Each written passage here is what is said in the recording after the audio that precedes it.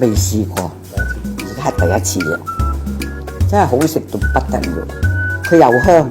又特別甜，同埋好滑添喎。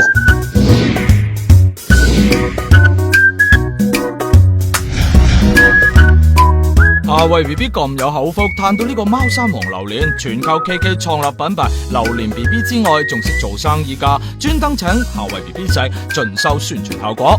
近幾年咧，香港人識食咧馬來西亞嘅貓山王 ，KK 就利用自己 Facebook 嘅專頁做宣傳，開始建立自己嘅品牌榴蓮 B B。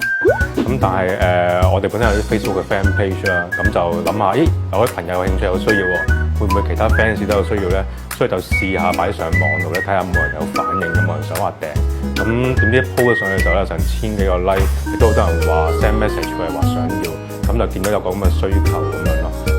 簡單嘅供求關係令佢明白一定要親力親為，於是邀請當地嘅園主入股。預期去供貨俾人做一個供應嘅商咧，佢都想我哋參與埋落嚟做一個生意，希望就話有自己嘅牌子，因為佢而家好啲當地個果園嘅果咧，鋪嗰啲果其實好多時候都係已經俾新加坡啲係已經立晒，咁啊發覺預期俾人拎住佢走嘅話咧，不如供俾自己嘅牌子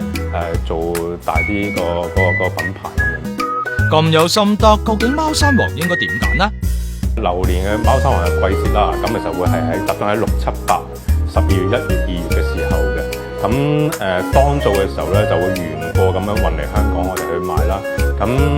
但係我哋嗰陣時咧，一個星期咧得1日係會運嚟香港 ，pre-order 運嚟香港。咁所以剩翻譬如禮拜2啊、3、4、5、6日嘅果咧，其實佢都會自然落果噶嘛。有部分我哋會運去新加坡，有部分咧就會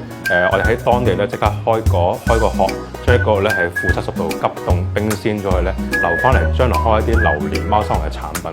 除咗原個榴蓮之外，早前推出嘅貓山王月餅咧都大受歡迎，加埋有180幾萬嘅生意額，將來仲打算返馬來西亞咧開地鋪。